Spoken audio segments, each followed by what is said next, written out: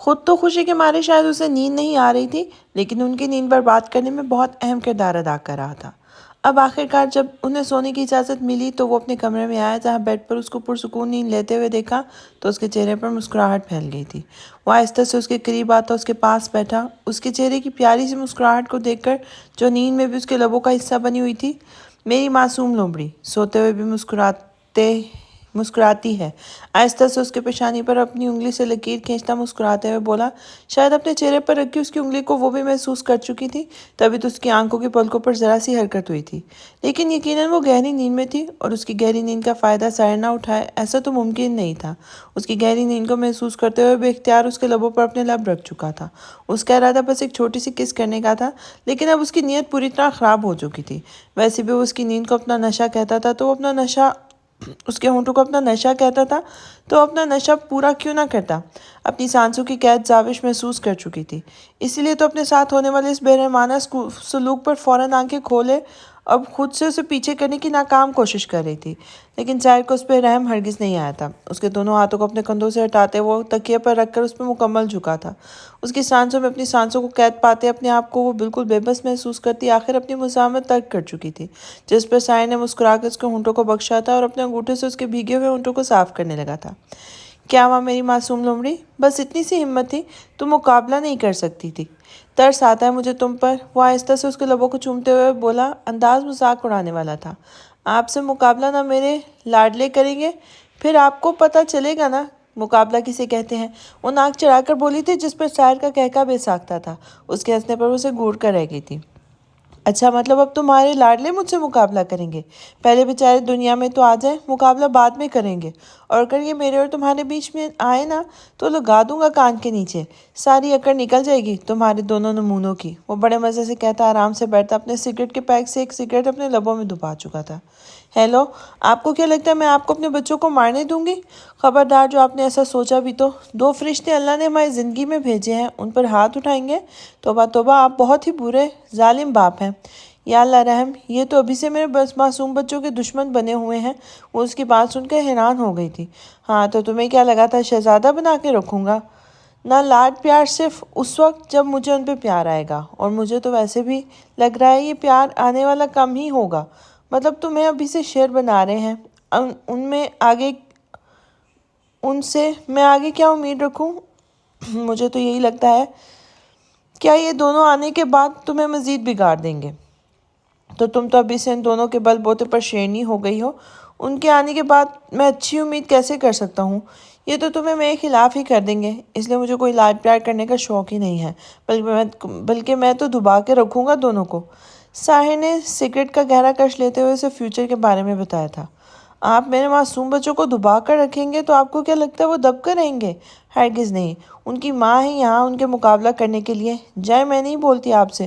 وہ اسے بولتے ہوئے اس کے قریب سے اٹھ کر جانے لگی، جب اچانک سائر نے اس کا ہاتھ تھام لیا تھا۔ ارے تم کیوں ناراض ہو رہی ہو بلا وجہ؟ وہ اسے اٹھتے دیکھ کر پریشان ہوا تھا، بلکہ وہ تو اس کی باتوں کو انجوائے کر رہا تھا۔ اس کا اٹھ کر جانا اسے بالکل اچھا نہیں لگا تھا، وہ تو بس اسے تنگ کر رہا تھا۔ او میرے خدایا، میرے غسیلے نشئی سائیں کب سمجھیں گے اب بیوی کو ناراض ہونے کے لیے شوہر کی وجہ کی نہیں، شوہر کی ضرورت ہوتی ہے جس سے وہ ناراض ہو سکے۔ وہ اپنا لاجک بتاتی واش روم میں جا کے بند ہوئی تھی، جبکہ ساحر اس کی بات پہ مسکراتے ہوئے آرام سے بیڈ پہ لیٹ گیا تھا۔ وہ لڑتی بھی بے وجہ تھی اور ناراض بھی بے وجہ ہوتی تھی، کیونکہ اماں صحیح کا کہنا تھا کہ چونچلے شوہر کے سامنے کرنے کے ہوتے ہیں، اور اب جب اس کے پاس ایک عدد شوہر موجود تھا تو وہ چونچلے کیوں نہ کرتی۔ ارے ثانیہ میرا بچہ، میں کب سے تمہارا انتظار کر رہا تھا، تم یہاں ہو۔ وہ ہاتھ میں دو چاکلیٹ لیے اس کے پاس آ بیٹھا تھا، جو اپنے کتابوں میں سردیاں نہ جانے کون سے سوالات حل کرنے میں ناکام کوشش کر رہی تھی۔ آرے شدا سائیں، آپ مجھے کیوں ڈھونڈ رہے تھے؟ یہ میرے لیے ہے نا، وہ چاکلیٹ دے کے بولی تھی۔ اس سے پہلے کہ اس چاکلیٹ لیتی، وہ اپنا ہاتھ اس کے پہنچ سے دور کر چکا تھا۔ میں تمہارے لیے چاکلیٹ کیوں لاؤں گا بے وقوف لڑکی، یہ تو میں اپنے لیے لایا ہوں۔ مجھے چاکلیٹ بہت پسند ہے، اور اس کا نا اپنا ہی ٹیسٹ ہوتا ہے۔ یہ تو اتنے مزے کی ہے، میں تمہیں کیا بتاؤں۔ اس کے سامنے چاکلیٹ کا پیکٹ کھولتے ہوئے اسے دیکھ کر بڑے مزے سے بول رہا تھا۔ اچھا تو اپنے لیے لائے تھے؟ اپنے لیے لے کر آئے ہو تو مجھے کیوں دکھا رہے ہو؟ جا کر اپنے کمرے میں بیٹھ کر کھائیں، مجھے پڑھائی کرنے دیں۔ کچھ دنوں میں میری عدی کی شادی ہے اور شادی کو مکمل انجوائے کرنے کے لیے مجھے اپنے پیپرز کی تیاری مکمل کرنی ہے۔ ایک نظر اسے کھول کر واپس اپنی کتاب کی طرف متوجہ ہوتے ہوئے بولی تھی، تم ساری رات یہاں پر بیٹھ کر پڑھو گی؟ وہ ایک ٹکڑا چاکلیٹ سے الگ کر کے اچانک اس کے منہ میں ڈالتے ہوئے پوچھنے لگا تو ثانیہ کو اس پہ بڑا پیار آیا تھا۔ اب وہ اس کی تھوڑی تھوڑی دوستی اسے کر سکتی تھی۔ آخر وہ اپنی چاکلیٹس اس کے ساتھ شیئر کر رہا تھا۔ نہیں، ساری رات یہاں بیٹھ کر کیا کروں گی؟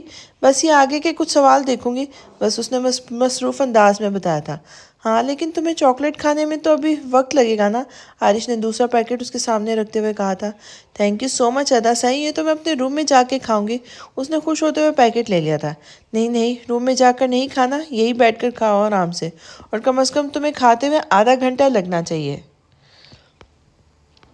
کیونکہ مجھے تمہاری ثنا عدی سے بہت ضروری باتیں کرنی ہیں اور میں نہیں چاہتا کہ کوئی بھی اندر آئے، اس لیے تمہیں میرا سیکرٹ اپنے پاس رکھنا ہوگا، اور اس کے بدلے میں تمہیں کل بھی ایسی چاکلیٹس لا کے دے سکتا ہوں اگر تم چاہو تو۔ ویسے تمہیں لالچ بالکل نہیں دے رہا، لالچ بہت بری بلا ہے، میں تو بس بڑا بھائی ہونے کے ناطے اپنا فرض ادا کر رہا ہوں۔ وہ جو ابھی اس کی عنایت کو رشوت یا لالچ کا نام دینے والی تھی، اس کے کہنے پر خاموش ہو گئی تھی۔ تھینک یو سو مچ ادا سائی، آپ کو کتنی پرواہ ہے میری؟ یہاں اور کسی کو پرواہ ہی نہیں ہے، یہاں میرے 3 اور بھائی بھی ہیں، ان کا بھی کچھ فرض بنتا ہے، انہیں بھی یاد کروائیں۔ اس نے سنان دارم اور ساحل کی طرف اشارہ کرتے ہوئے کہا تھا۔ عارش نے بڑے دل سے اپنے سینے پہ ہاتھ رکھتے ہوئے سر کو ذرا خم کیا تھا اور اس کے قریب سے اٹھ کر کھڑا ہوا تھا۔ تو میں سمجھوں کہ آدھے گھنٹے تک کمرے میں کوئی نہیں آئے گا؟ اس نے پھر سے یقین کرنا چاہا تھا، جس پہ ثانیہ نے ہاں میں سر ہلایا تھا۔ وہ خوشی سے اس کے گال کھینچتا اپنے ہاتھ میں موجود آدھی چاکلیٹ بھی اس کی گود میں پھینک چکی تھا۔ کہیں ثنا عدی ناراض نہ ہو جائے مجھ سے، اس بات پر اس نے سوچا تھا، وہ سوچیں گی کہ میں نے عارش ادا سے رشوت لی ہے۔ ارے نہیں بیوقوف لڑکی، یہ رشوت نہیں بلکہ بڑے بھائی نے اپنا فرض نبھایا ہے اور بہن بھائیوں کے کام آتی ہیں۔ اس نے چاکلیٹ کا بائٹ لیتے ہوئے ساری سوچوں کو جھٹک کر اپنے دھیان اپنی کتاب کی جانب کیا تھا۔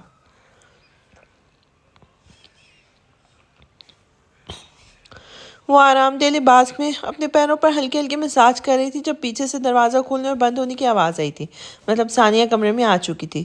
ثانیہ میرا بچہ، لائٹ آف کر دینا، میں بھی سونے لگی ہوں، کب سے نیند آ رہی ہے مجھے، میں بھی کب سے انتظار کر رہی تھی تمہارا۔ اتنی بھی کیا پڑھائی کرنا، شادی سے پہلے آنکھوں کے نیچے ڈارک سرکلز آ جائیں گے تمہارے۔ میری شادی پر چڑیل بن کے گھوم رہی ہوگی تم۔ وہ بیڈ پر لیٹتے ہوئے تبصرہ کر رہی تھی جب اچانک کمرے کی لائٹ آف ہو گئی تھی، جبکہ ثنا اپنی آنکھیں بند کرتے ہوئے اب خود بھی نیند کی آغوش میں جانے کے لیے بالکل تیار تھی۔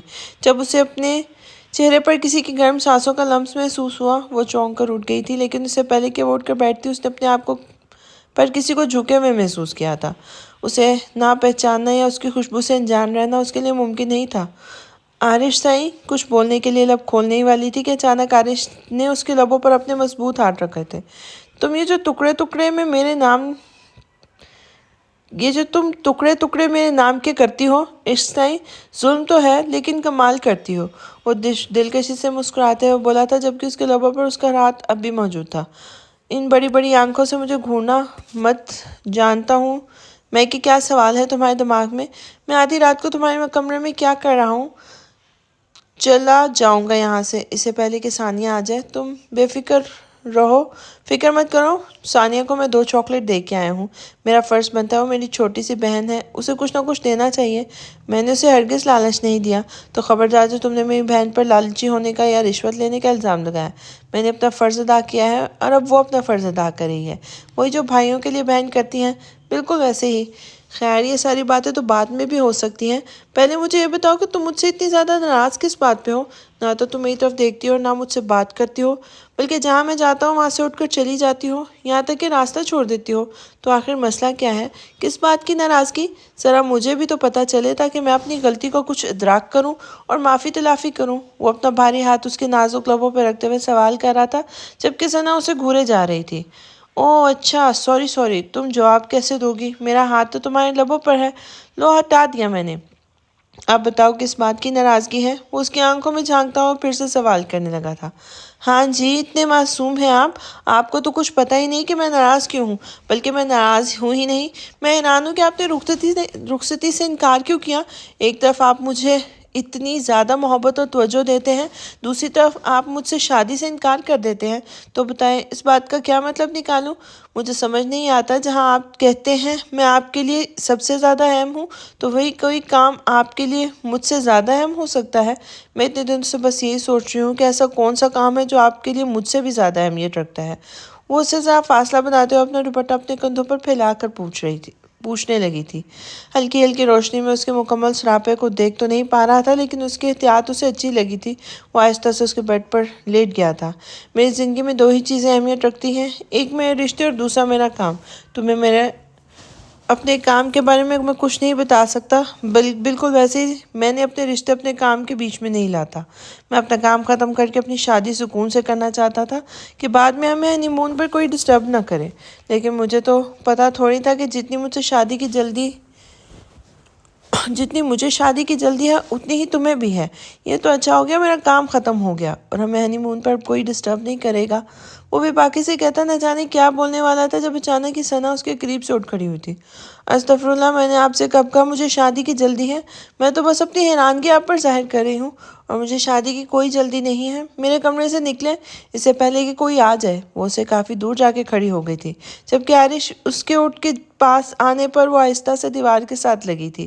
جب آرش نے اپنے دونوں ہاتھ اس کے گرد حصار کی صورت میں باندھ کے اسے قید کر لیا تھا۔ تمہیں شادی جلدی ہو یا نہ ہو، لیکن مجھے بہت جلدی ہے۔ یہ 4 دن مجھ پر قیامت بن کے گزر رہے ہیں۔ کل ہمارے دن ڈالے جائیں گے، ہمیں مائیوں بٹھایا جائے گا، اور میں نے سب کو کہہ دیا ہے کہ زیادہ سے زیادہ 3 سے 4 دن انتظار کر پاؤں گا میں اپنی دلہن کا۔ اگر ان 4 دنوں میں ان لوگوں نے میری دلہن کو میرے حوالے نہ کیا نا، تو تمہیں اٹھا کر کہیں بھاگ جاؤں گا، چاہے ان رسموں و رواجوں کی قید نہیں ہوگی، اور میں تمہیں اپنے باہوں میں قید کر لوں گا۔ تمہیں اندازہ نہیں ہے کہ میں کتنا بے قرار ہوں تمہیں اپنے دل کی دھڑکن سنانے کے لیے، تمہیں اپنے قریب تر محسوس کرنے کے لیے۔ بے اختیاری میں بولتے ہوئے اچانک اس کا چہرہ تھامے وہ اس کے لبوں پر جھک گیا تھا۔ اس کی حرکتیں ثنا کی دھڑکنیں خطرناک حد تک آہستہ کر دی تھی۔ اسے اپنے دل کی دھڑکنیں رکتی ہوئی محسوس ہو رہی تھی، جبکہ اپنے چہرے پر اس کے خطرناک حد تک سخت پکڑ کو محسوس کرتے ہوئے بے اختیار اس کی شرٹ کو اپنی مٹھیوں میں جکڑ گئی تھی۔ اس کی شدتوں کے سامنے ثنا کو اپنے پیروں پر کھڑے رہنا دنیا کا سب سے مشکل ترین کام لگ رہا تھا۔ جب عارف سائیں نے اس کا نازک سراپا اپنے باہوں میں اٹھاتے ہوئے بیڈ پر رکھا تھا۔ تم تو ابھی سے گھبرا گئی سائیں، کیسے سہ پاؤ گی میری شدتوں کو، میری محبت کو جو اتنے دنوں سے خود میں قید رکھی ہوئی ہے؟ کیسے تم برداشت کرو گی میرے انتظار کی لمحات؟ شدتیں خود کو مضبوط کرو ورنہ مشکل ہو جائے گی تمہارے لیے۔ پھر مت کہنا کہ میں نے پہلے نہیں بتایا۔ میں اب اور انتظار نہیں کر سکتا، بس آ جاؤ ہمیشہ کے لیے میری زندگی میں، میری باہوں میں۔ میں تمہارا عشق بے قراری سے تمہاری راہوں میں پلکیں بچھائے بیٹھا ہے۔ اب میں چلتا ہوں، کیونکہ اس سے زیادہ اگر یہاں رکا تو بہک جاؤں گا، اور اگر میں بہکا تو دنیا کی کوئی طاقت مجھے روک نہیں پائے گی۔ اس لیے بہتر ہے کہ میں 3-4 دن کے بعد ہی بہکوں۔ وہ پورے حق سے اس کے ماتھے پہ بوسہ دیتا تیزی سے کمرے سے باہر نکل گیا تھا، جبکہ اس کی باتوں کو سمجھ کر شرم سے سرخ ہوتی ثنا اپنا چہرہ تکیے میں چھپا گئی تھی۔ اس کے چلے جانے اور ثانیہ کے کمرے میں آنے کے بعد بھی وہ ساری رات اپنی دھڑکنوں کو یوں ہی بے ترتیب محسوس کرتی رہی۔ درد کیا کر رہے ہو؟ آرام سے بیٹھ جاؤ، سب کام ہو جائیں گے۔ لڑکیاں لگی ہیں، تمہیں کیا ضرورت ہے بار بار اٹھنے کی؟ آرام سے یہاں پر بیٹھ کر سب لڑکیوں کے کام دیکھو، وہ کر رہی ہے نا۔ تم بار بار کھڑے ہو کر اپنے پیروں پر وزن مت ڈالو۔ شادی کی تیاریوں میں ہر کوئی مصروف تھا، سب لوگ کسی نہ کسی کام میں لگے ہوئے تھے۔ ایسے میں در کے حصے میں نوکروں کی نگرانی اور گھر کی صفائی آئی تھی۔ بس اب نوکروں کو ہدایت کرتے ہوئے گھر کی صفائی کروانے میں مصروف تھی، لیکن وہ بار بار اٹھ کر کھڑی ہو جاتی تھی، جس پر دارم سائی اسے ٹوک رہا تھا۔ وہ آج کل شادی کی تیاریوں کی وجہ سے گھر پہ ہی ہوتا تھا۔ دارم سائی، کیسے آرام سے بیٹھ جاؤں؟ گھر میں شادی ہے اور یہ سب نکمے ہیں۔ میں نے کب سے کہہ رہی ہوں کہ سب سے پہلے مہمانوں کے کمرے صاف کرو۔ آپ کی دور کے پھوپھو بھی آنے والی ہیں، لیکن نہیں، یہ بار بار ہال میں آ جاتے ہیں۔ وہ اسے بتاتی نوکروں کو گھور رہی تھی۔ گھر کی بڑی بہو ہونے کے ناطے اسے بہت سارے فرائض پر غور و فکر کرنا شروع کیا تھا، جس پر اسے پتہ چلا تھا کہ گھر کی بڑی بہو کی ذمہ داریاں سب سے زیادہ ہیں۔ وہ کوشش کر رہی تھی اپنی ذمہ داریوں کو نبھانے کی، لیکن اسے احساس دیر سے ہوا تھا۔ یہ صحیح وقت نہیں تھا ان سب چیزوں کے بارے میں سوچنے کا۔ وہ اس گھر کی بڑی بہو تھی اور اس کے بہت سارے فرائض تھے، لیکن فی الحال اس کا ایک فرض یہ تھا کہ وہ اپنا خیال رکھے۔ اس کا 7واں مہینہ شروع ہونے والا تھا۔ یہ وقت اس کے لیے بہت نازک تھا، جس پہ دارم اسے کسی بھی طرح کی کوئی ٹینشن نہیں دینا چاہتا تھا، اور نہ ہی اس پر ذہنی دباؤ ڈالنا چاہتا تھا۔ لیکن پھر جب آگے پیچھے کے لوگوں نے آ کے کہنا شروع کر دیا کہ گھر کی بڑی بہو بہت نازک سی دکھتی ہے، یہ کیسی ذمہ داریاں سنبھالتی ہوگی، تو نہ جانے کیوں در کو اپنی ذمہ داریوں کا احساس پہلے سے زیادہ ہونے لگا تھا۔ اب وہ اماں سائیں سے پوچھ کر ایک ایک کام کو بڑے دھیان سے کر رہی تھی۔ سب کچھ ہو جائے گا در، اور یہ سارے کام تمہارے نہیں ہیں، تم آرام سے بیٹھ کر انہیں بتاتی جاؤ کہ کیا کرنا ہے، یہ لوگ سب کچھ کر دیں گے۔ لیکن خدا کے لیے تم اپنے پاؤں پر زیادہ وزن مت ڈالو، دیکھو نا کتنی سوجن ہوتی جا رہی ہے۔ بیٹھو میری جان یہاں آرام سے۔ وہ صوفے پہ بٹھاتے ہوئے خود بھی اس کے پاس ہی بیٹھ گیا تھا۔ دانم سائیں میں نہیں بیٹھ سکتی، میری بہت ساری ذمہ داریاں ہیں، اور تمہارے اس گھر میں سب سے پہلی اور آخری ذمہ داری یہ ہے کہ تم میرا حکم مانو، اور یہ میرا حکم ہے کہ تم یہاں بیٹھ کر انہیں بتاؤ گے اور وہ تمہارا کام کر دیں گے۔ اگر ان سے کام نہیں ہوتا تو مجھے حکم کرو، میں کر دوں گا، لیکن تم نہ پریشان ہوگی اور نہ ہی خود کوئی کام کرو گی۔ میری جان اس سے زیادہ تمہیں تھکاوٹ ہو جائے گی، اور ایسے میں تھکاوٹ اچھی نہیں ہوتی۔ وہ اس کے بکھرے ہوئے بالوں کو سمیٹتا ہوا اس کا دوپٹہ سر پہ ٹھیک کر رہا تھا۔ اس کی فکر مندانہ انداز پر در مسکرائی تھی۔ یہ میری فکر ہو رہی ہے یا اپنی لاڈلی کی، یہ بھی بتا دے، یہ نہ ہو کہ میں خوش فہم ہو کے بیٹھ جاؤں۔ اس نے روٹھے پن سے گھور کر کہا تھا۔ سچ سچ بتاؤں یا جھوٹ سے کام چل جائے گا؟ دارم کے چہرے پر مسکراہٹ آ گئی تھی۔ سچ سچ بتائیں، جھوٹ سے کام ہرگز نہیں چلے گا۔ اور ذرا وہ دور ہو کر فاصلے پہ بیٹھے نوکروں کے سامنے اپنے آپ رومانٹک انداز پر ذرا کنٹرول کریں۔ اس نے اسے احساس دلایا تھا کہ گھر کے ہر کونے میں کوئی نہ کوئی ملازم ضرور موجود ہے، تو بہتر ہے کہ وہ ذرا فاصلہ بنا کے رکھے۔ ایک تو تم اور دوسرے تمہارے فضول کے حکم۔ وہ ہنستے ہوئے سر نفی میں ہلا گیا تھا۔ یہ میرے سوال کا جواب نہیں ہے دانم سائیں، اس نے پھر سے کہا تھا۔ سوال کیا تھا، میں یہ بھول گیا، دانم نے سر پہ ہاتھ مارتے ہوئے کہا جس پر در نے گھورا تھا۔ بتائیں، میری فکر ہے یا اپنی لاڈلی کی؟ یہ نہ ہو میں فضول میں خوش فہم ہو کر بیٹھ جاؤں۔ میرے شوہر شاہد تو مجھ سے اتنی محبت کرتے ہیں کہ ذرا سی تکلیف برداشت نہیں کر سکتے، اور بعد میں آپ کسی زمانے میں اپنی بیٹیوں کو کہانیاں سنا رہے ہوں کہ میں نے تمہاری آمد سے پہلے تمہاری اماں کا بہت خیال رکھا۔ شرم کرو جانم سائیں، شرم کرو، اپنی بیٹی سے اتنی جیلسی۔ لیکن میں بھی تمہیں کسی خوش فہمی میں مبتلا ہونے نہیں دوں گا کہ میں تمہارا خیال اس لیے رکھوں گا کیونکہ مجھے تم سے بھی بہت محبت ہے، شاید اپنی بیٹی سے بھی زیادہ محبت میں تم سے کرتا ہوں، لیکن میں اپنی بیٹی کو کتنا چاہوں گا مجھے اندازہ نہیں۔ لیکن اس وقت میرے سامنے تو تم ہی ہو جسے میں بے پناہ چاہتا ہوں۔ اپنی بیٹی کا خیال رکھنے سے پہلے میرا فرض ہے کہ میں تمہارا خیال رکھوں، ہر تکلیف کو تم سے دور رکھوں، اور میں تمہیں کسی تکلیف میں نہیں دیکھنا چاہتا۔ اس لیے بہتر یہ ہے کہ کچھ وقت تم اپنا سارا خیال رکھو، اور پھر جب زندگی میں آ جائے گی نا میری لاڈلی دنیا میں، تو جیسا تم چاہتی ہو ویسا رہنا آرام سے، مجھے کوئی اعتراض نہیں ہوگا۔ وہ اس کا ہاتھ تھامے اسے سمجھا رہا تھا، جس پر در نے ہاں میں سر ہلایا تھا۔ ہاں تو آپ کی بیٹی مجھے سکون سے رہنے دے گی نا؟ ہر وقت رونا دھونا آپ تو جانتے نہیں ہیں جیسے چھوٹے بچوں کو، وہ منہ بسور کر بولی تھی۔ اچھا، آنے والے وقت کو لے کے وہ کافی پریشان بھی تھی۔ بار بار ایک ہی سوچ دماغ میں آتی تھی کہ اتنے چھوٹے بچے کو وہ کیسے سنبھال پائے گی۔ میں نہ تو اسے رونے دوں گا اور نہ ہی اسے اپنی پیاری سی ماما سائیں کو تنگ کرنے دوں گا۔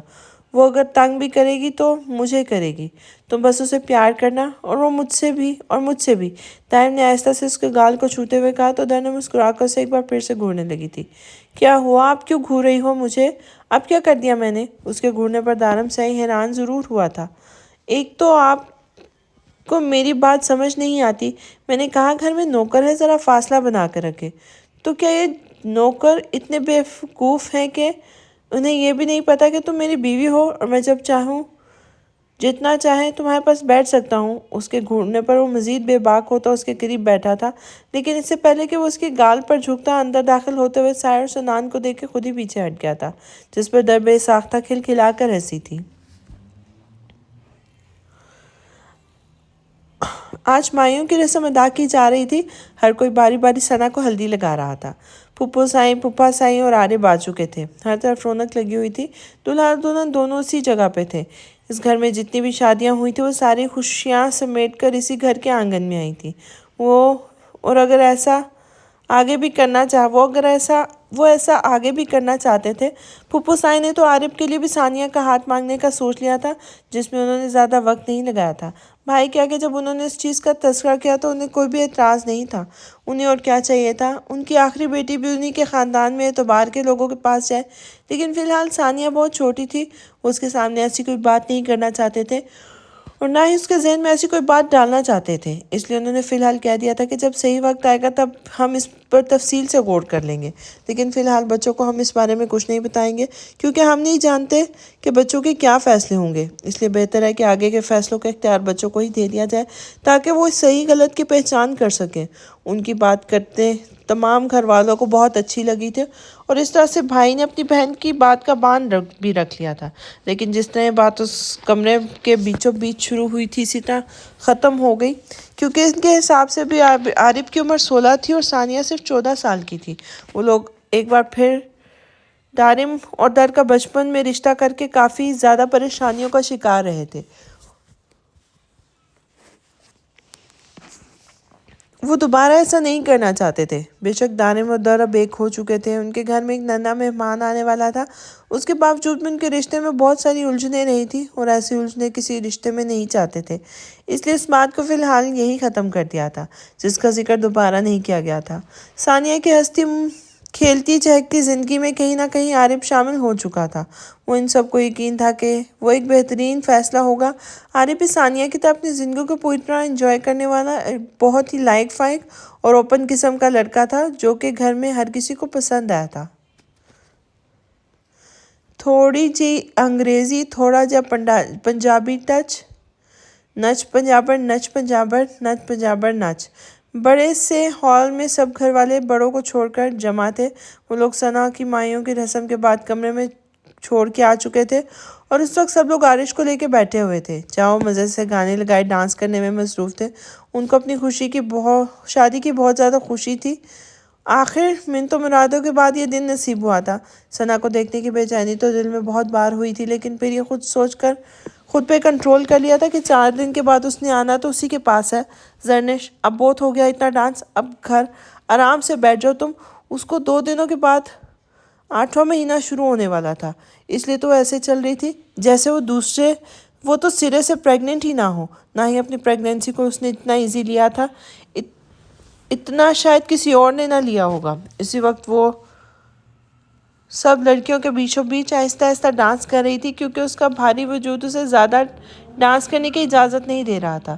ارے سنان صحیح پریشان مت ہو، بیبی بھی انجوائے کر رہا ہے، بلکہ اندر ٹھمکے لگا رہا ہے اور تو اور مجھے ٹانگ مار کر باہر نکلنے کی کوشش کر رہا ہے۔ آپ بالکل فکر نہ کریں، وہ اندر سے بہت خوش ہے، وہ مزے سے ہوا میں ہاتھ بلند کرتے ہوئے بولی تھی۔ کبھی کبھی تو سنان اسے دیکھ کے پریشان ہو جاتا تھا، کہاں وہ معصوم سی لڑکی جو شادی سے پہلے اس کے سامنے ہی کم آیا کرتی تھی، اور کہاں یہ لڑکی جسے مستیوں سے فرصت ہی نہیں تھی۔ زرنش ہر وقت ہنستی رہتی تھی، سب کو ہنساتی رہتی تھی۔ اسے تو پتہ چلا تھا کہ پریگننسی میں لڑکی چڑچڑی ہو جاتی ہے، لڑائی جھگڑے کرتی ہے، کسی سے ٹھیک بات نہیں کرتی، لیکن اس کے ساتھ تو الٹا ہی ہو گیا تھا۔ یہاں ہر وقت کوئی نہ کوئی بات کرتی رہتی تھی، آرام سے ہیلتھی چیزیں کھاتی تھی جو اس کے بیبی کے لیے بہت اچھی ہوتی تھی۔ اس کے علاوہ اپنی میڈیسن بھی وقت پہ لیتی تھی۔ سب سے اچھی بات جو اس کی صحت کے لیے بہت زیادہ اچھی ثابت ہوئی تھی، اس کا ہر وقت ہنستے مسکراتے رہنا، خوش رہنا۔ ڈاکٹر کے مطابق یہ چیز اس کی ہیلتھ کو بہت بہتر کر رہی تھی۔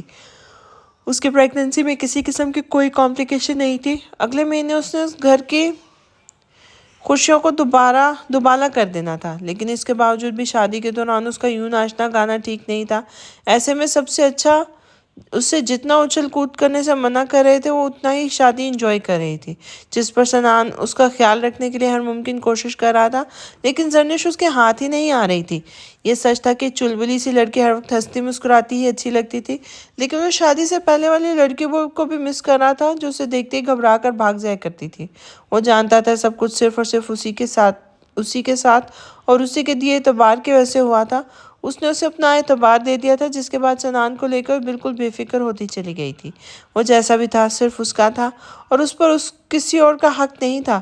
اس یقین نے جیسے اسے دنیا کی ہر خوشی دے دی تھی کہ اس وقت بھی اس کے چہرے پر مسکراہٹ لائے سنان کے ساتھ اسے بھی ڈانس کرنے پہ مجبور کر رہی تھی، جس پر سنان نے مسکراتے ہوئے اس کے دونوں ہاتھوں کو تھاما تھا اور اس کے ساتھ خود بھی اس کی خوشی میں شامل ہو گیا تھا۔ تمہاری ہمت کیسے ہوئی اس قدم میں قدم رکھنے کی؟ نکل جاؤ یہاں سے کوئی حق نہیں ہے تمہارا یہاں پر سے دفع ہو جاؤ، کوئی نہیں ہے تمہارا یہاں پر۔ وہ گراتے ہوئے دروازے کے قریب آئے تھے۔ مسکان کو اپنے دروازے پہ کھڑے دیکھ کے ان کو غصے سے برا حال ہو گیا تھا۔ ان کا بس نہیں چل رہا تھا کہ وہ لڑکی کو جان سے مار ڈالے جو ان کی عزت کو رون کے چلی گئی تھی۔ بابا جان میری بات تو سن لیں، میں آپ سے ملنے آئی ہوں، بس ایک بار مجھے بیٹی کہہ کر اپنے سینے سے لگا لیں، بس ایک بار میری طرف دیکھ کر۔ ان کا غصہ اور نفرت دیکھ کر مسکان وہی زمین پہ بیٹھی روتی چلی گئی تھی، جبکہ بابا کا غصے سے برا حال ہو رہا تھا۔ نہیں ہو تم میری بیٹی، دفع ہو جاؤ یہاں سے، اس سے پہلے کہ میں تمہیں دھکے دے کے یہاں سے نکالوں۔ چلی جاؤ جس کے ساتھ یہاں سے بھاگ کر نکاح کیا تھا تم نے۔ اب بھی وہ اس کی طرف چہرہ پھیرے ہوئے بول رہے تھے۔ مسکان کی حالت خراب ہو رہی تھی، اپنے باپ کی نفرت اسے برداشت نہیں ہو رہی تھی۔ اس کے بابا ہمیشہ اسے بہت محبت کرتے تھے، لیکن اس کی ایک لمٹ تھی اور اس نے اس لمٹ کو کراس کر دیا تھا، جس کی وجہ سے اس سے بہت زیادہ خفا تھے۔ چچا جان ایک بار اس کی بات تو سن لیں، میں جانتا ہوں آپ اس سے بہت زیادہ ناراض ہیں، لیکن وہ واپس آ گئی ہیں، آپ سے معافی مانگ رہی ہیں تو معاف کر دیں۔ بیٹی ہے، ایک بار دیکھیں تو صحیح کیا حالت ہو گئی ہے اس کی، معاف کر دیں چچا جان۔ ایسی بری عادت کو بھلا کر آگے بڑھے ہیں، یہی زندگی ہے، اور جب مجھے سے کوئی گلہ نہیں ہے تو آپ بھی اپنا دل بڑا کر لیں۔ ثقلین یار خان اسے کندھے سے تھامتے ہوئے کھڑا کیا تھا۔ ثقلین یار خان، یہ تم کہہ رہے ہو؟ کیا تم بھول گئے اس لڑکی نے کس طرح تمہارے منہ پر کالک تھوپی تھی، کس طرح تمہیں زمانے میں بدنام کیا ہے؟ شادی کے دن، نکاح کے دن یہ گھر سے بھاگ گئی تھی اور تم کہتے ہو میں اسے معاف کر دوں؟ کیوں اتنی بے غیرت ہو گئے ہو تم کہ تمہیں یہ بھی نہیں احساس کہ یہ سب تمہارے ساتھ نہیں بلکہ پورے خاندان کی عزت کے ساتھ ہوا ہے؟ وہ اسے شرم دلانے والے انداز میں بولے تھے۔ ہاں ہو گیا ہوں بے غیرت، کر دیا میں نے اسے معاف۔ جب آپ کو اس کے گھر سے بھاگ جانے کی وجہ پتہ چلے گی تب آپ بھی معاف کر دیں گے، کیونکہ اپنے لیے نہیں بھاگی تھی بلکہ ملک کے لیے بھاگی تھی۔ ہاں چچا میں سچ کہہ رہا ہوں، آپ کی بیٹی وہ عام سی لڑکی نہیں رہی، اس نے اپنے خوابوں کو پورا کر لیا ہے، اس نے آرمی جوائن کر لی ہے، بہت بڑی آفیسر بن گئی ہے آرمی کی، اور ہمیں خبر ملی ہے تھی نا کہ اس کا نکاح ہو گیا ہے، اس کی شادی ہو گئی ہے۔ تو ایسا کچھ نہیں ہوا تھا، اس نے آپ کی مرضی کے خلاف کہیں شادی نہیں کی، اور یہ بھی آج وہی شادی کرنا چاہتی ہے جو آپ کی رضامندی ہے۔ یہ جانتی ہے کہ اگر اس نے آپ کو یہ کہا کہ اس نے کسی اور سے شادی نہیں کی تو آپ اسے گھر واپس لے آئیں گے اور اس کا زبردستی نکاح مجھ سے کروا دیں گے۔ بس اسی لیے اس نے جھوٹی کہانی بنائی اور خوابوں کو پورا کیا۔ مجھے خوشی ہے کہ جو کام ہمارے خاندان کے مرد نہیں کر پائے وہ ایک عورت نے کر دکھایا۔ مجھے فخر محسوس ہوگا اگر میں دنیا کے سامنے مسکان کو اپنی بیوی کے روپ میں متعارف کراؤں گا۔ میں سر اٹھا کے کہوں گا کہ میری بیوی کوئی عام لڑکی نہیں بلکہ آرمی میں قابل آفیسر ہے۔ اس کے سامنے کھڑا اس کا دفاع کر رہا تھا، اس کے باپ کے سامنے کھڑا اس کے لیے لڑا تھا۔ پہلی بار مسکان کو اس شخص کی محبت کی شدت کا احساس ہوا تھا۔ اس شخص کی محبت کی وہ بہت ناقدری کی تھی اس نے، لیکن اس نے سوچ لیا تھا کہ اب دوبارہ ایسی غلطی نہیں کرے گی، وہ اس کی محبت کو بے مول نہیں ہونے دے گی۔ وہ حیرانی سے اس کی بات کو سن رہے تھے۔ کیا سچ میں اس کی بیٹی آرمی آفیسر بن چکی تھی؟ کیا سچ میں ان کی بیٹی نے وہ کام کر دکھایا تھا جو اس خاندان کا کوئی مرد نہیں کر سکا تھا؟ کیا یہ سچ تھا کہ اس کی بیٹی اب عام لڑکیوں کی طرح نہیں رہی تھی بلکہ اپنے خوابوں کو پورا کر چکی تھی؟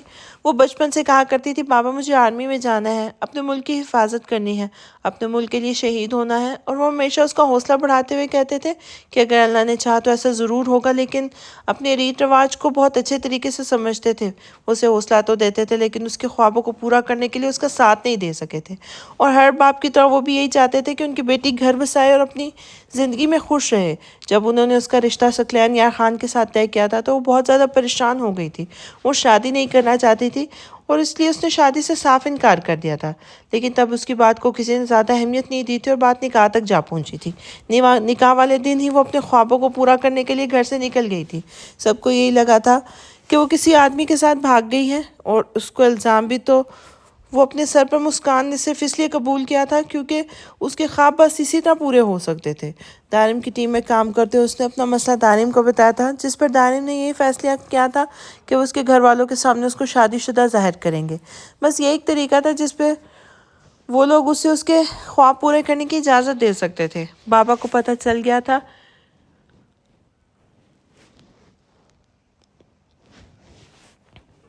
کہ وہ کسی کے ساتھ نکاح کر چکی ہے، لیکن ثقلین یار خان نے تو پوری معلومات حاصل کر کے انہیں دی تھی۔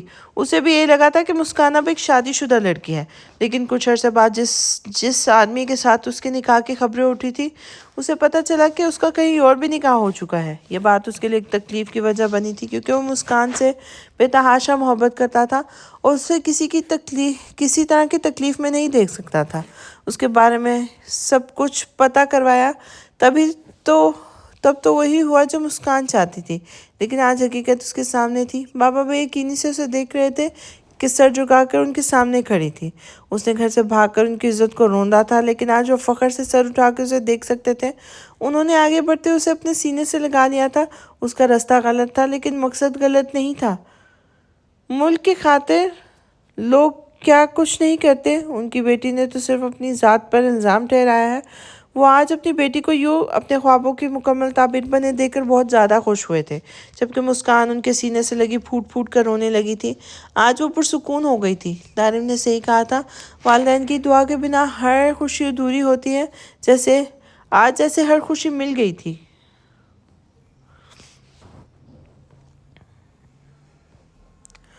ادھر ثانیہ کی خاموشی شروع ہوئی تھی کہ ادھر زاوش نے پھر سے اپنا گانا شروع کر دیا تھا۔ زاوش بچے، آرام سے بیٹھ جاؤ، اس حالت میں یوں ناچنا ٹھیک نہیں ہوتا۔ ایک تو ماشاءاللہ سے اس خاندان کی خوشیاں بھی ایک ساتھ ہی آ رہی ہیں، اور یہ ہماری لڑکیاں ہیں جنہیں سکون نہیں ملتا۔ اماں سائی نے اسے ڈانٹتے ہوئے کہا تھا۔ جب سے زاوش پریگننٹ ہوئی تھی، اماں سائی نے ڈانٹنا کم کر دیا تھا، لیکن اس کے باوجود بھی اس کی حرکتوں سے وہ عاجز آ جاتی تھی۔ اماں سائی، آپ حد کرتی ہیں۔ 2-4 دن میں ہنسنے کھیلنے کے، اور پھر تو سنادی چلی جائیں گے، تو پھر کون کرے گا ان کی شادی میں اتنا انجوائے؟ پلیز مجھے کسی چیز کی پابندی نہ لگائیں۔ میرے ساتھ بچے بھیا انجوائے کریں ہوں گے۔ مہندی لگاؤں گی میں سجنا کے نام کی، مہندی لگاؤں گی میں سجنا کے نام کی، وہ اماں سائی کو جواب دیتے ایک بار پھر سے اپنے کھیل میں مصروف ہو چکی تھی۔ اماں سائی نفی میں سر ہلا کے رہ گئی تھی۔ لڑکیاں ہنستی کھیلتی، گنگناتی لہراتی ہوئی ڈانس کر رہی تھی، جبکہ ان کے بیچ میں آرام سے بیٹھی ان سب کو دیکھ رہی تھی، کیونکہ اپنی مہندی میں ڈانس کرنا بہت عجیب لگ رہا تھا۔ لیکن ثانیہ نے اس کے موبائل میں عارش کے ناچنے گانے کے ویڈیو ریکارڈ کی تھی، جنہیں دیکھ کر کبھی تو وہ شرما جاتی اور کبھی ہنس ہنس کے پاگل ہو جاتی۔ عجیب انسان تھا، اپنی شادی پہ اتنے خوش تھا کہ انتہا نہیں۔ خوش تو وہ بھی بہت تھی، لیکن اپنی خوشی وہ کسی کے سامنے ظاہر نہیں کر سکتی تھی۔ اماں سائی تو اس کی بلائیں لیتی نہیں تھک رہی تھی۔ ان کی بیٹی آج مہندی کی دلہن کے روپ میں سچی بے انتہا خوبصورت لگ رہی تھی۔ اس کے چہرے پر ان کی آنکھیں بار بار بھیگ جاتی تھی۔ جلد ہی ان کی بیٹی ان سے دور جانے والی تھی۔ پھوپھا سائی انہیں دلاسا تو دے رہی تھی کہ وہ بہو نہیں بلکہ بیٹی لے کے جا رہی ہیں، لیکن پھر بھی آخر اماں تھی نا۔ شادی کی رخصتی، بیٹی کی رخصتی پر آنکھ میں آنسو نہ آیا، ایسا کیسے ممکن تھا؟ لیکن ان کی آنکھوں میں آنسو دیکھ کر عارش سائی ان کے پاس آیا تھا اور ان کے گرد بازو پھیلاتے ہوئے انہیں اپنے سینے سے لگاتے ہوئے یقین دلایا تھا کہ وہ ثنا کا بہت خیال رکھے گا، اس کی آنکھوں میں کبھی آنسو کا قطرہ نہیں آنے دے گا، اور صرف اس پر یقین کر کے تو وہ اپنی پھول سی بیٹی اس کے حوالے کر رہی تھی۔ بیٹی کی رخصتی کا خیال والدین کے لیے کیا تکلیف دہ ہوتا ہے، یہ کوئی نہیں سمجھ سکتا۔ اتنے سالوں سے محبت سے پالی ہوئی بیٹیوں کو کسی کے حوالے کرنا کتنا مشکل ہوتا ہے، یہ تو صرف بیٹی والے ہی سمجھ سکتے ہیں۔ اس وقت وہ لوگ بھی کس تکلیف سے گزر رہے تھے۔ ان کے گھر کی ساری بیٹیاں یہی تھیں اور ثنا جا رہی تھی۔ وہ بھی غیروں میں نہ گئی، لیکن دور تو جا رہی تھی۔ نہ تو وہ روز ان کے سامنے آ سکتی تھی اور نہ ہی ہر روز ان سے مل سکتی تھی۔ اسے ملنے کے لیے انتظار کرنا پڑے گا، اسے دیکھنے کے لیے انتظار کرنا پڑے گا۔ وہ ہر وقت اس کی آنکھوں کے سامنے ہنستی چہکتی نہیں رہے گی، یہی احساس انہیں پریشان کر رہا تھا۔ لیکن ان لوگوں کو عارش پہ یقین تھا کہ وہ اس کا بہت خیال رکھے گا، اسے ہر سرگرم سے بچا کر رکھے گا۔ عارش بہت اچھا شوہر ثابت ہوگا، یہ تو وہاں موجود ہر شخص جانتا تھا، اور سب سے خاص پھوپھو سائی اور پھوپھا سائی بھی اسے بہت چاہتے تھے۔ وہ سچ میں ثنا کو بہو نہیں بلکہ بیٹی بنا کر لے کر جا رہے تھے۔ جہاں حویلی کے اندر لڑکیاں اپنے گانے میں مصروف تھیں، وہیں ڈیرے پر مرد حضرات اپنے شوق پورے کرنے میں مصروف تھے۔ وہ لوگ گھر کے قریب ہرگز نہیں تھے، جبکہ عارش کی رسم ڈیرے کی پر کی جا رہی تھی، جہاں پر صرف اور صرف مرد حضرات موجود تھے اور آتش بازی کر رہے تھے۔ اچھا خاصا شور شرابہ تھا یہاں۔ دور پار کے سب کے کزنز اس وقت یہاں موجود تھے اور اپنے شوق پورے کر رہے تھے۔ اس خاندان کے مردوں نے نہ تو کبھی شراب کو چھوا تھا اور نہ ہی کبھی زنا جیسا گناہ کیا تھا۔ ان کا کردار پاک صاف تھا۔ یہ وجہ تھی کہ اس گاؤں میں اس طرح کی حرکت کرنے والے گاؤں کے بڑے بڑے ذمہ داروں کو مشکلات کا سامنا کرنا پڑتا تھا، کیونکہ اس گاؤں کا سردار اس طرح کی ناپاکی کو اپنے گاؤں میں ہرگز برداشت نہیں کرتا تھا۔ یہ ان کی تربیت ہے اور ان کی تربیت میں گندگی شامل نہیں تھی۔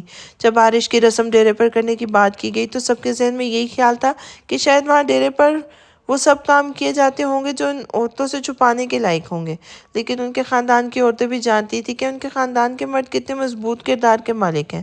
اس رسم کو یہاں کرنے کی وجہ صرف اور صرف ثانیہ تھی، کیونکہ اسے گولی بندوقوں کی آواز سے خوف محسوس ہوتا تھا۔ اکثر تو وہ ان آوازوں پر چیخنے لگتی تھی۔ وہ چھوٹی سی گڑیا ان سب کی جان تھی۔ وہ سب اسے بے انتہا پیار چاہتے تھے اور ایسی شادی کے موقع پر اس سے سب اس طرح کی تکلیف ہو وہ برداشت نہیں کر سکتے تھے۔ یہی وجہ تھی کہ یہ رسم یہاں کی جا رہی تھی، جہاں خاندان کے تمام مرد اپنے اپنے شوق پورے کر رہے تھے۔ وہ خود تو یہ کام چھوڑ سکتے تھے، لیکن باقی لوگوں پر پابندی لگانے کا کوئی حق محفوظ نہیں رکھتے تھے۔ اس لیے ہر کسی کو اس کی مرضی کے مطابق شادی انجوائے کرنے کے لیے انہوں نے یہ رسم یہاں کرنے کا فیصلہ کیا تھا۔ لوگ اس فیصلے کو کس نظر سے دیکھتے تھے، اس بارے میں کیا سوچتے تھے، انہیں فرق نہیں پڑتا تھا۔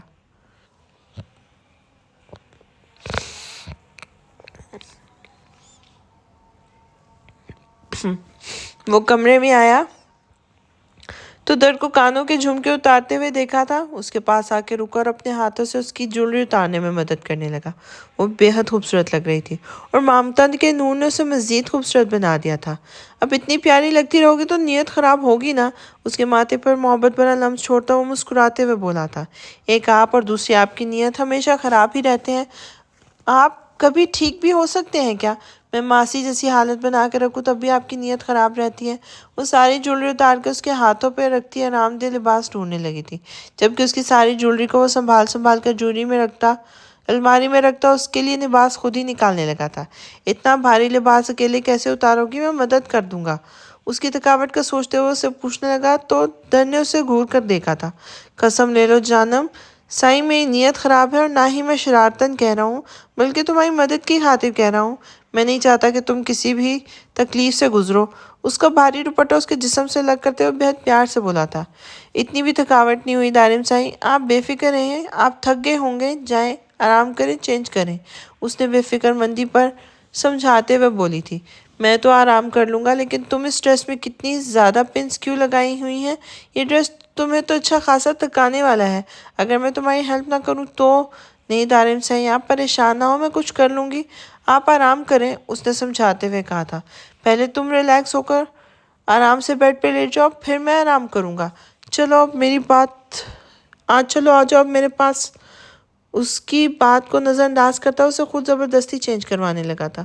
وہ ہر ممکن طریقے سے اس کا خیال رکھنے کی کوشش کرتا تھا کہ ڈاکٹر کے کہنے کے مطابق وہ مکمل ٹھیک نہیں، ڈیلیوری کے وقت پریشانیاں پیدا ہو سکتی ہیں۔ وہ ویسے بھی زیادہ سے زیادہ اس کا خیال رکھتا تھا، اس کے خیال میں کسی طرح کی لاپرواہی نہیں کر سکتا تھا۔ کبھی کبھی تو دارم کا یہ کیئرنگ انداز دیکھ کر وہ پریشان ہو جاتی تھی۔ جیسے ہی ڈیلیوری کا وقت قریب آ رہا تھا، اسے عجیب سی بے چینی ہونے لگی تھی۔ عجیب سا ڈر ہر وقت اس کے دماغ میں سوار رہتا تھا۔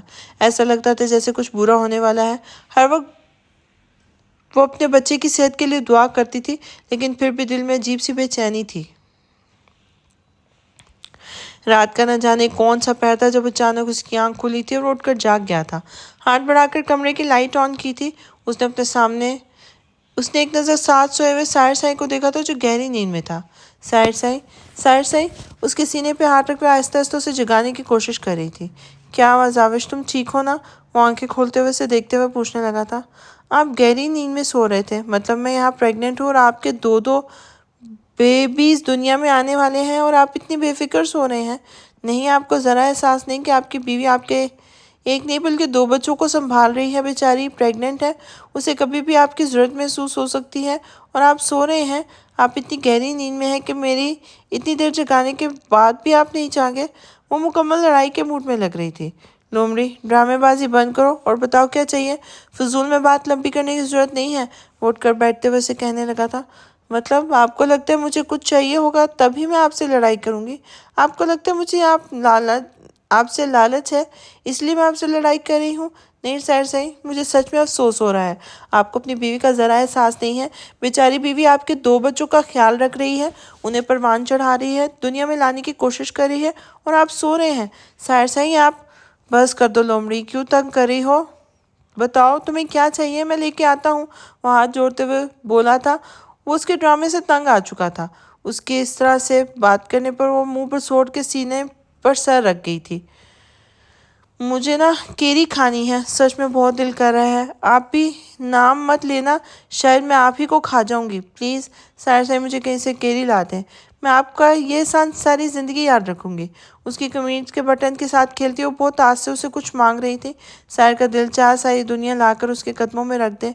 यार इस वक्त तुम्हें केरी कहाँ से ला के दूँ? बाग में तो चौकीदार खड़ा है और वो बाग में कुछ तोड़ने नहीं देगा, बल्कि अगर इजाज़त मांग लूँ ना तो भी नहीं देगा। तुम जानते हो कितना खड़ूस है। हाँ अगर दायम से उसे कहेंगे भी तो भी कुछ बात बन सकती है, लेकिन दारिम से ही हरगिज़ नहीं कहेगा ना। वो नाउमीदी से उसका सर से हिलाते हुए बताने लगा था। क्या मतलब, इतने बड़े प्रॉपर्टी डीलर हो के आप मुझे एक केरी नहीं ला के दे सकते अपनी बीवी के लिए? वो उसके सीने से सर निकालते हुए कहने लगी थी।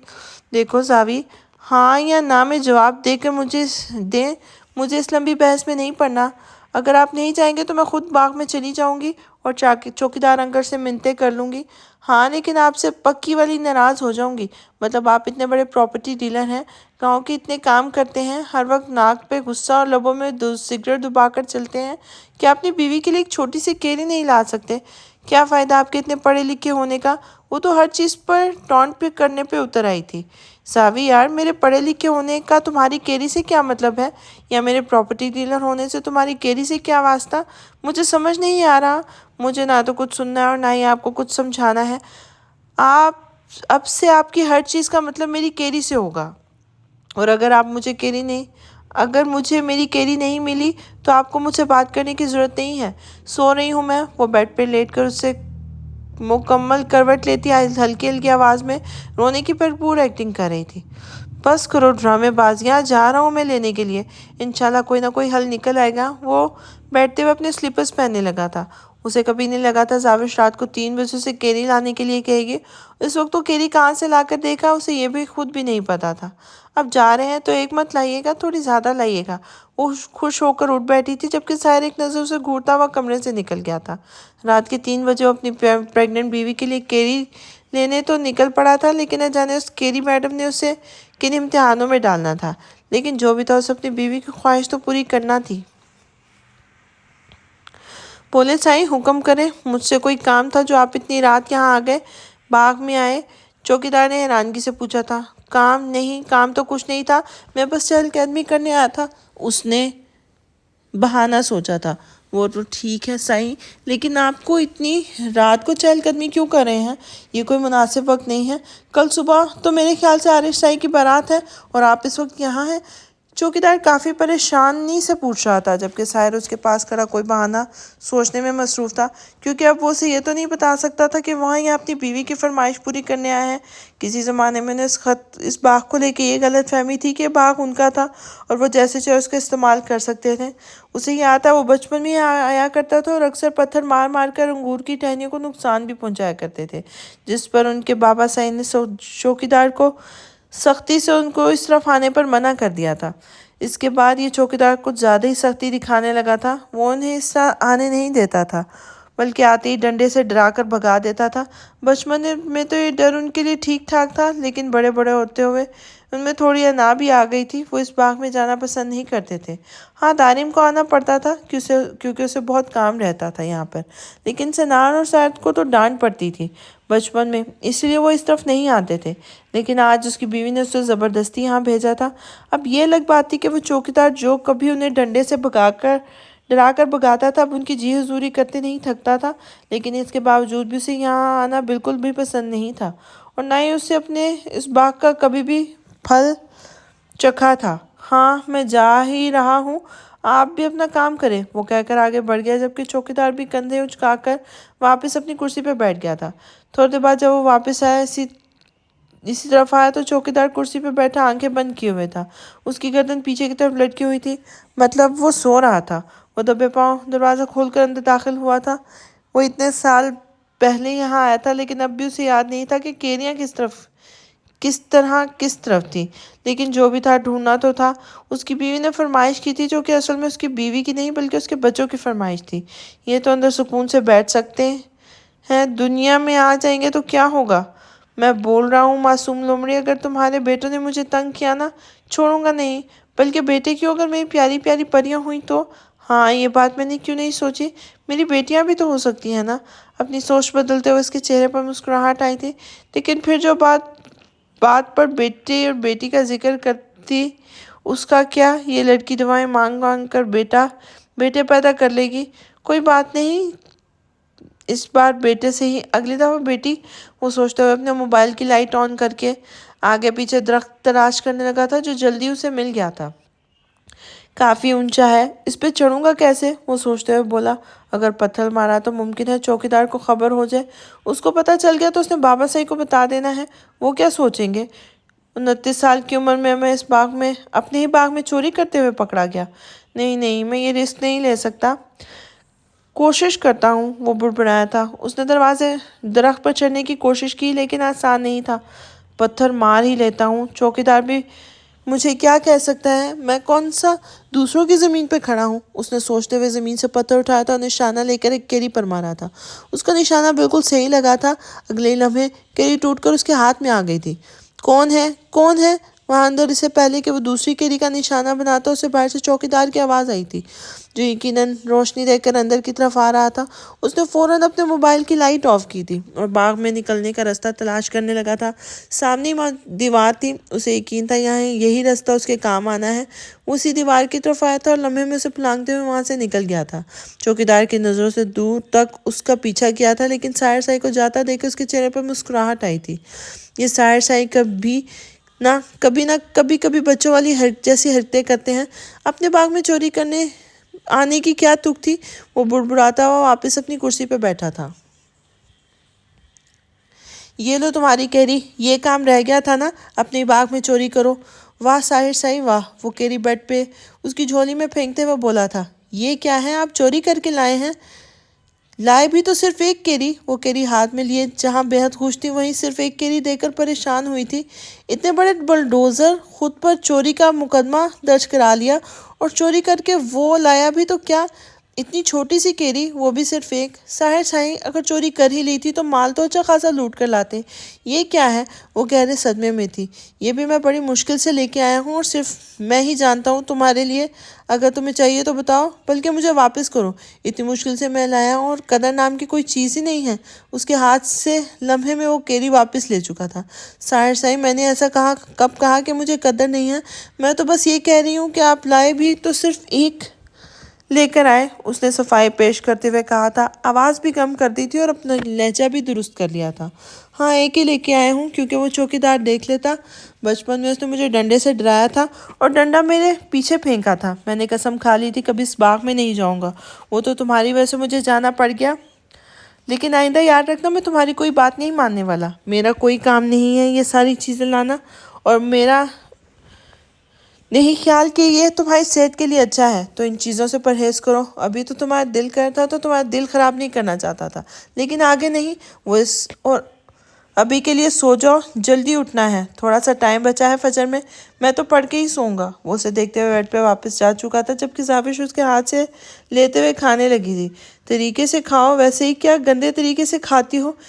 وہ اسے کیری منہ میں ڈالتے دیکھ کر کہنے لگا تھا۔ وہ تو شکر ہے اسے وہی بہتے پانی سے دھو کر لایا تھا، ورنہ تو اس نے دھونا بھی نہیں تھا اسے۔ نہیں، میں ایسے ہی کھاتی ہوں، اس نے فوراً انکار کیا تھا۔ کہ اس کے دل میں یہ ڈر تو نہیں تھا کہ اگر وہ کاٹ کر کھائے گی تو اسے ساحر کے ساتھ اس چھوٹی سی کیری کو شیئر کرنا ہوگا؟ کم از کم اس کے انداز پر ساحر کے دماغ میں بھی یہی خیال آیا تھا۔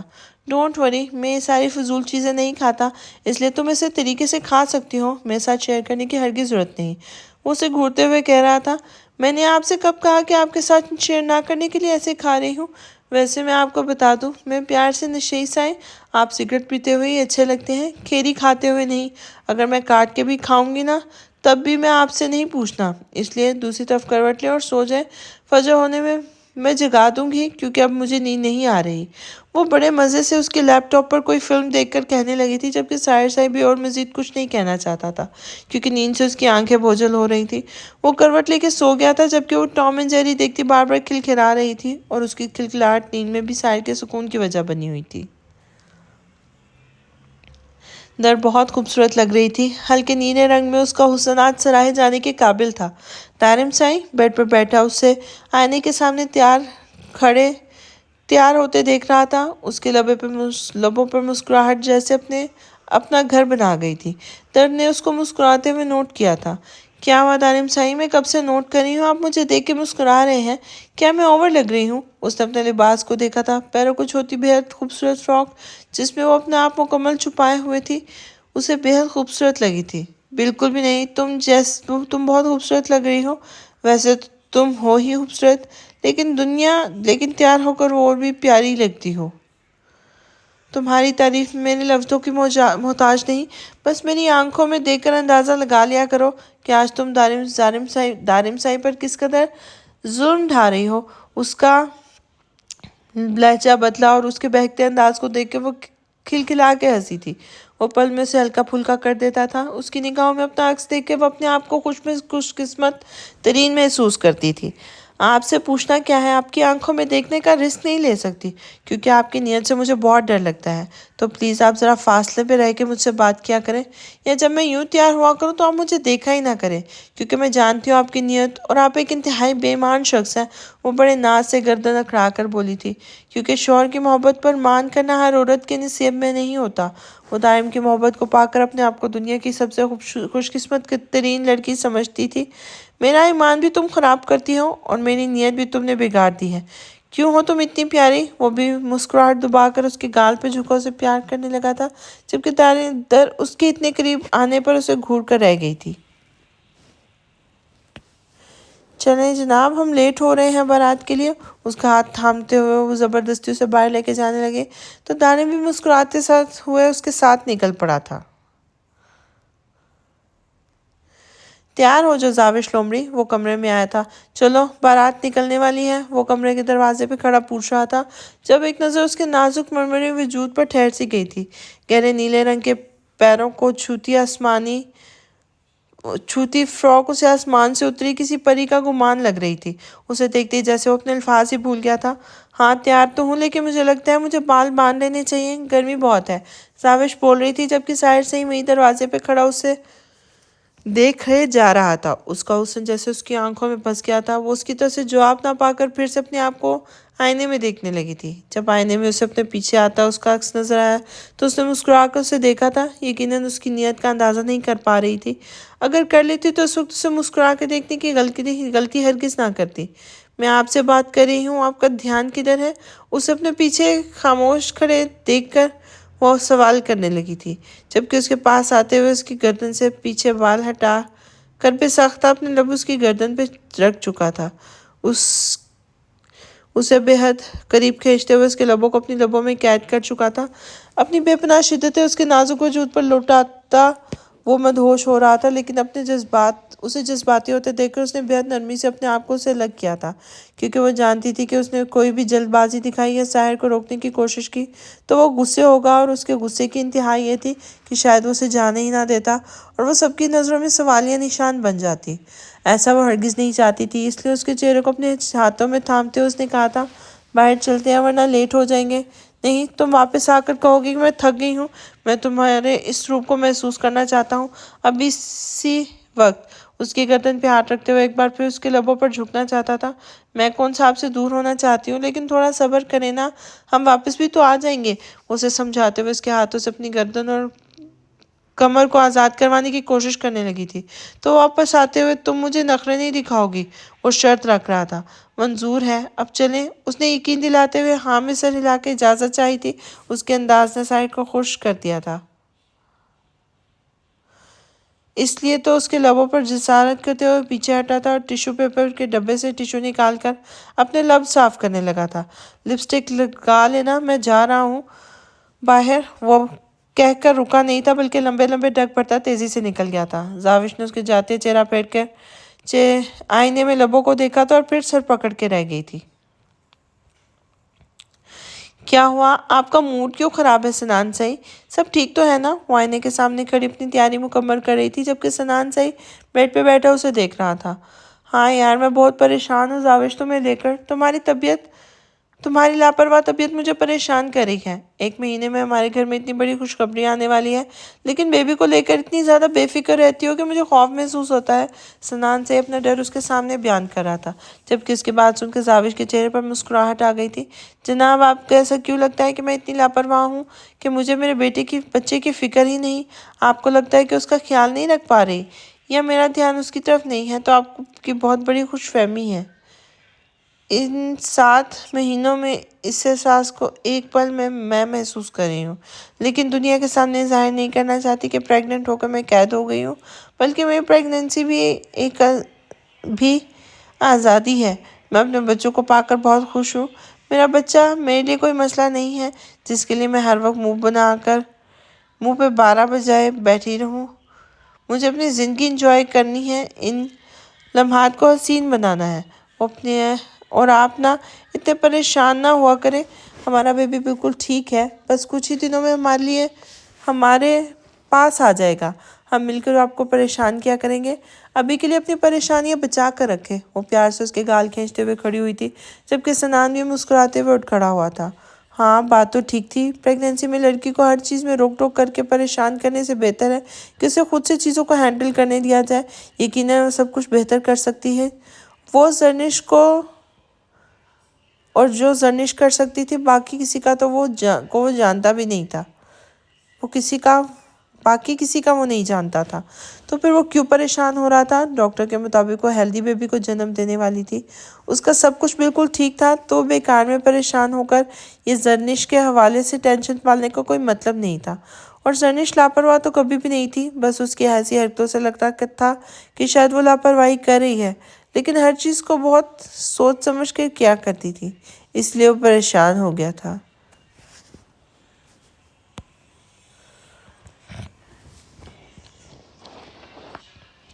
بارات کا ویلکم بہت دھوم دھام سے کیا گیا تھا۔ شہنائی ڈھول باجے بجاتے جیسے سارا گاؤں بارات میں شامل ہونے آ گیا تھا۔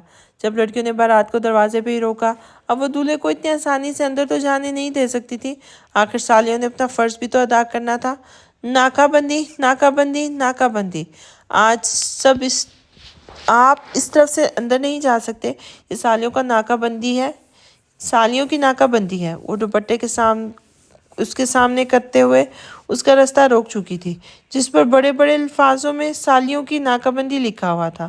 یار، اب یہ کیا؟ اس کو کیوں بیچ میں باندھ دیا؟ نکالو اسے، ہمیں جانا ہے۔ عارش سائی اندر جانے کے لیے کافی بے چین نظر آ رہا تھا۔ ارے ایسے کیسے جانے دیں؟ کچھ رسمیں ہوتی ہیں، کچھ رواج ہوتے ہیں جنہیں فالو کرنا پڑتا ہے، جیسے دودھ پلائی کی رسم، سرما ڈالنے کی رسم، اور رسم ادا کیے بنا آپ یہاں سے آگے نہیں جا سکتے۔ دودھ لے کے آؤ لڑکیوں۔ زاوش سب سے آگے کھڑی تھی، سب اس کی آرڈر فالو کر رہے تھے۔ اچھا ٹھیک ہے، جلدی کرو یہ رسم۔ وہ چہرہ آگے کرتے ہوئے سرما ڈالنے کے لیے بالکل تیار تھا۔ زاوش نے فوراً سٹک بھر کر سرما آنکھ میں ڈال دیا تھا۔ یار، یہ تو کافی چبھ رہا ہے، خیر دوسری آنکھ میں ڈالو، اس نے چہرہ دیکھتے ہوئے کہا۔ تو سب لڑکیاں ہنسنے لگی تھی۔ ارے تم لوگ ہنس کیوں رہی ہو؟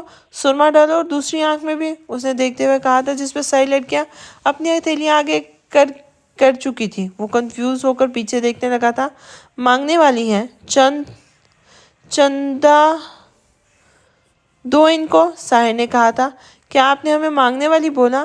ہم مانگنے والے نہیں ہیں، اپنا حق لینے آئے ہیں۔ ہم تو سالیاں ہیں، سالیاں۔